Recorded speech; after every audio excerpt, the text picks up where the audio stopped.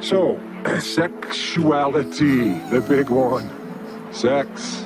What do we do? What are we doing? What is the role of sexuality? You know, sex, fucking. Now, there's a lot of tantra out there, so-called tantra. Tantra is an act and a real path, of course. My personal awakening, one of the biggest steps of it occurred through sex. After I'd been a good yogi for many, many lifetimes, then you can do the awakening through Kundalini. You can do through strict celibate yoga. You can do that. It's a little harder. Read Swami Muktananda's book, Play of Consciousness, where he talks about what happens to him while he's trying to do it the celibate way. At one point, the Dakini goddess manifests physically for him, and he has to deal with all his judgments about sex. I mean, it's crazy. For us to judge somehow that the central place in our body is one of them. And obviously where the life force creates more of us, that is the eruption, the orgasmic white fountain of effervescing forever and ever love. But anyway, so sex, what do we do with it? You know, so we have all these judgments on it. We've tried to rise above it forever. And how can you rise above a piece of yourself, a part of yourself? There's the 7 centers, the 7 chakras, if you will. There's more. There's the 8th sun, and there's a black chakra about between your knees. Who would have thought? There's more to the story, right? It's all made up as well. We make these up, 12 chakras, tree of life symbolism, the 7. So how do you want to have it? It's up to you. You're really just a point of infinite, no time, zero potentialness. That's what we are. We are a point of no timeness before space-time, 0 point, ultimate pregnant point of potentialness. That's what we are as beings, because we're made we are pieces of the source. That's what source is. Sex, of course, is an ultimate highway gateway, and it's become giant, big butterfly just flew by me. It's become this point of contention, of control, because it is the gateway of the physicality. And so there's these influences that want to shame and blame and make it horrible and wrong and somehow not part of God. Original sin, if you will, original mistake, original thing that gets you off the organic timeline. Here's the timeline of Source God that creates and gives everything abundantly. Right now, I was just walking by a restaurant in downtown Sedona. There's apples. There's a holistic restaurant, you know, they do a nice job, but they have these apple trees out front, and they're just letting the apples fall on the ground. And so me and another guy, we're just picking them up, going, thank you, free apples, you know. There's abundance everywhere. It's not about rigidity and rules. The sexuality has become this super point of contention. And the ancient, like the temples of Khajuraho, you know, in India, show that there were many peoples that achieved oneness through going through the sexual gate. I mean, those temples had all those pictures of the sexual positions onto, I mean, everything. I mean, you know, that's shocking to us. But all that was on the outside. So you had to go through your sexuality until you went to the inside teachings of the temple where it's formless. There's none of that on the inside of those temples.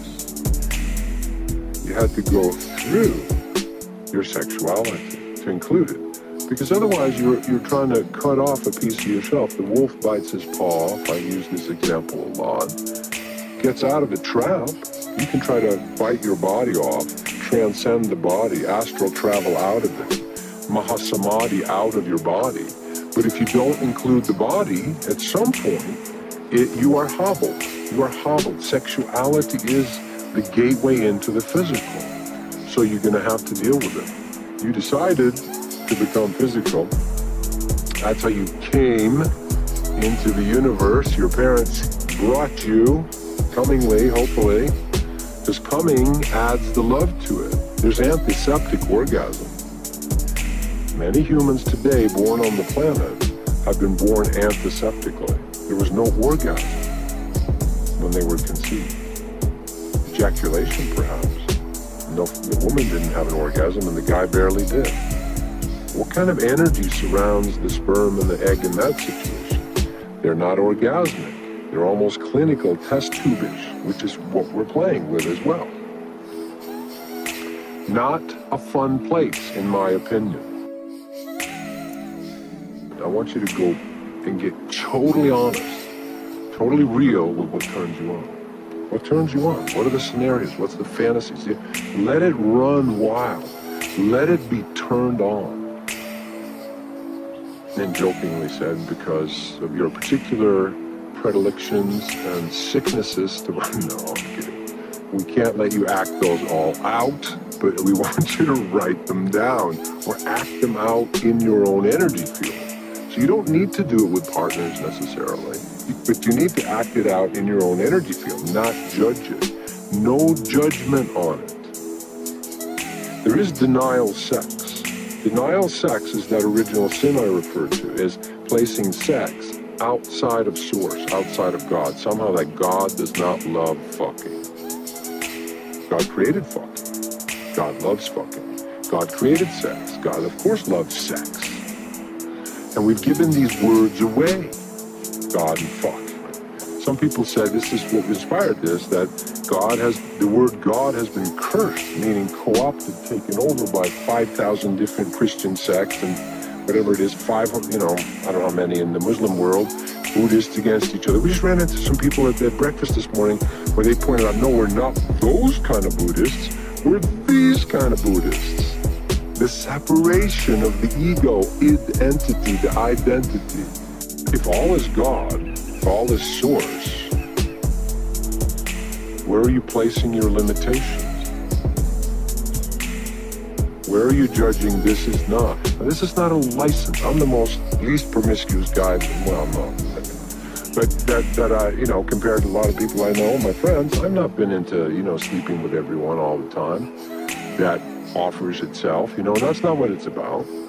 And so some of you, if you've been celibate for a long time and not have a partner, it's okay, but you need to move your sexual energy. Masturbation, you need to fantasize, play with it, love it, Saint Teresa herself, in that famous Bernini statue made famous by the Dan Brown movie Angels and Demons, she's getting penetrated by the sword of Michael or Gabriel. What an allegory is that? The sword of Michael and Gabriel, and she's in ecstasy. And if you tap into the Akashic records with her, she's actually experiencing sexual orgasmic energy as she's going into these ecstatic spiritual states. It goes and it comes together. We've got to get over that. We've got to wake up to that. So there's opening and going through the sex. You can't avoid your stuff. You can't just go spiritual and hope it all goes away. It doesn't work that way. You need to descend, the full embodiment, which is the descension into the spinal column, and go down and clear and allow to surface all that stuff that you may have stuck in your first, second chakra. And the best way, the quickest way to do that is to ask God, Source, Universe, or when it presents itself, let God, Source, let her, she, it, him, be present, your own higher self, your own source, your own heart, my way. I like the heart. There's non-heart sex. There's rage sex. There's denial sex. There's Luciferian or ego-controlling power sex. Of course. But the quickest way to real awakening is to find someone that is also interested in real awakening, not bullshit, creepy, touchy-feely tantra classes, and they're not all that way. But many of them are. You got to feel it and go, oh, this feels creepy to me. Or there's a real person. I like this. This feels good. And all hell breaks loose. You don't have to have a partner. If you find a partner that's also interested in God, you can ask the universe for this. Now, you're going to be confronted. This is a lot more, there's no faking it with real tantra, with real merging that way. You cannot fake it. Your shit, your stuff will come up and be faced. It'll be more orgasmic, more ecstatic, more merging, more melting. But currently, for the majority that is working on that level, it's completely unfulfilled sex. I mean, I don't know what the statistics are, but the majority of women might still be non-orgasmic. Now, before they blame the men for it, can you orgasm by yourself with a vibrator? Okay. Then open up to allowing a partner to be present while you orgasm. And the heart needs to lead, your love needs to lead, you know. But if you find a partner to do this with, so you can be out and be swinging and be open and look all opening with your sexuality, and this happens a lot. I'm just going to tell a lot of truth here today in the gay community and the swinging communities. Yeah, let's have multiple partners and let's be free. But there's something missing there. There's a tenderness sometimes, there's a romance, heart love. See, the male and the feminine principle, which can occur in any type of body, so I'm not gender specific with that. The surrender and the activity, the electro and the magnetic, the opening, the womb, the matrix and the electric.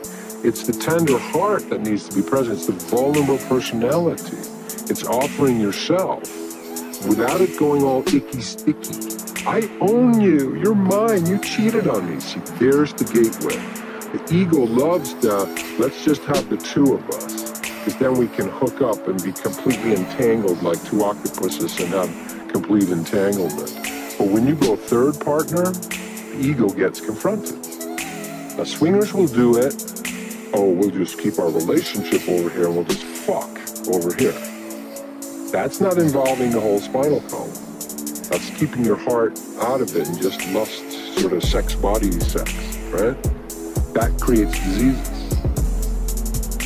The reflection of that is diseases because they're energies that you activate but you're not willing to let them move through your whole spinal column. When you go third person, all of a sudden you go beyond ego.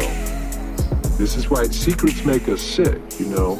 Once it goes public, it has to stay on the light of day. Once you add a third, I mean, you can do cults with multiple people as well. You got to watch that.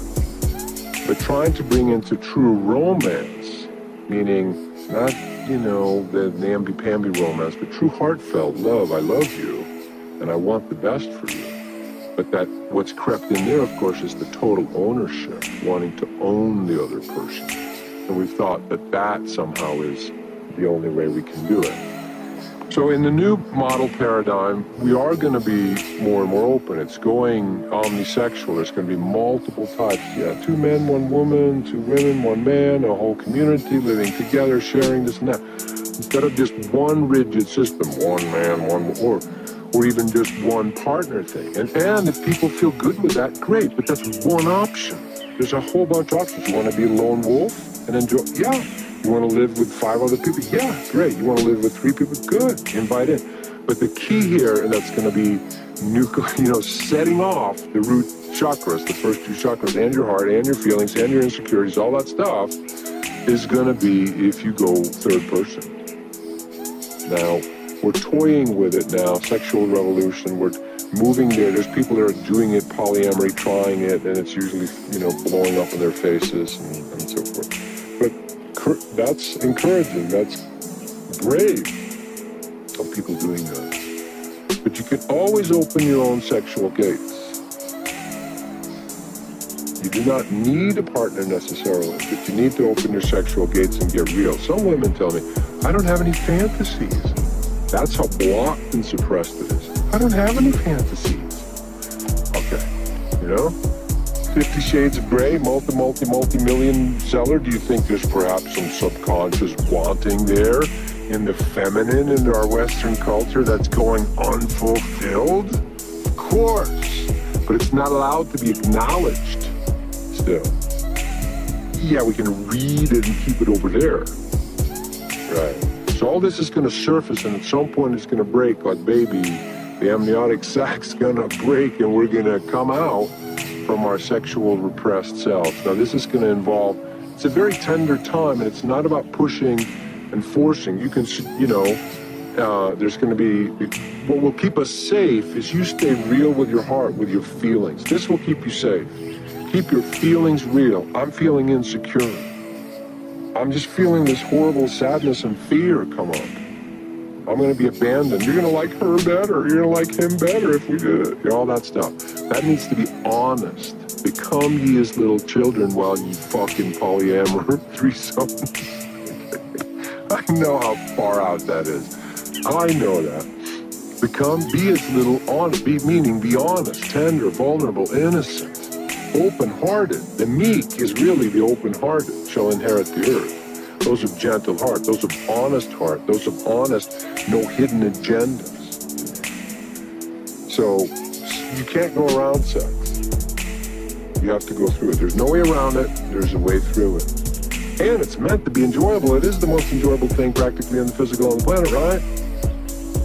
So let's get on with it. Let's get on with trying to heal that. It's a very tender area. It's very tough. And the safety zone is to involve Source God, your own heart. And that's been so shocking. And for those that want to program us and keep us stuck in, genital sexuality that is unfulfilling for everybody, so the feminine, the mother, goes wanting all the time. There's no way around it. There is a way through it. Get real with it. Ask God, Source the universe, for a partner. Ask God, Source the universe, for partners. Your own self, your own Shiva Shakti, you're your own best partner. It's a huge topic. So I hope that sheds some inner standing. There is no way around it. You're going to have to incorporate and take that with you. It's so deep. Even in ayahuasca ceremonies, the old rigid systems were absolutely no sex while you're doing ayahuasca. We're so up around sex that we can't mix spirit with it. It becomes overwhelming. It's such a backlog of stuck fourth dimension astral demons or entities that we have avoided, our own shadow selves, our own Dr. Jekyll, Mr. Hyde stuff, our subconscious stuff, that in shamanic traditions they have to make abstinence, because we can't handle it yet. But at some point as children we're going to have to grow up as pieces of God and go, we can handle sex in altered states as well. That's where we're headed. Step by step, increment by increment, and what will keep you safe is you being real. Look stupid. I feel insecure. That's hurting me. I can't do that. I'm very scared. I'm feeling really weird. I've had to do this a bunch of times, looking stupid in sexual situations, but this is you taking your own power back. The macho crap where I can do it, which women and men do, they look like they're really open sexually, but it really means they're really actually closed with their emotions and feelings. It's a tender place. We can do it. For those of you ready to move down this path, you need to do it. There's no way around it. You can keep trying to do relationships the old way, but you're never going to be happy with it. Love, an awakening. God loves sex. God created sex. All right.